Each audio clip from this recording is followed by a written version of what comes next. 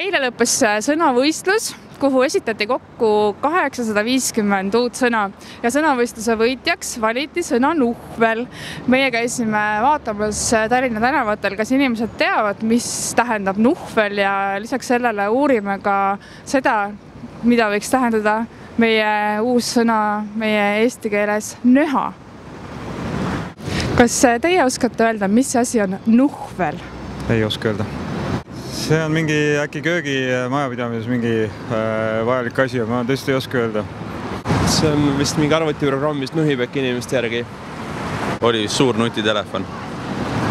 Kas teie teate, mis asi on nuhvel?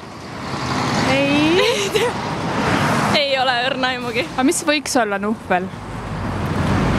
Ma ei tea, see tundub nagu mingi looma või ma ei tea, mingi siuke hästi imelik nimi.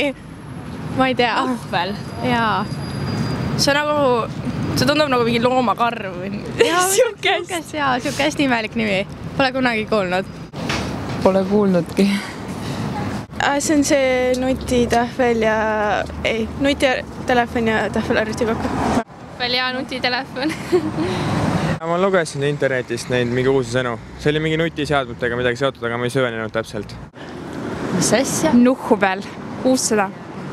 Kas oli nutitelefon ja tahvel koos? Et nende filoloogiliste muutustega olen ma üsna kursis, nii et... Kas sa tead, mis asi on nöha? Köha ja nohu koos või? Nöha? Ei tea. Sa peaks küll teadma. No mina ei ole eestlane, ma ei tea ju. Ma ei tea. Köha ja nohu koos. Täpselt nii. Samamoodi ei tea. Köha ja nohu kokku. Väga hästi, just nii. Köha ja nohu. Ma ei lugenud seda artiklit edasi.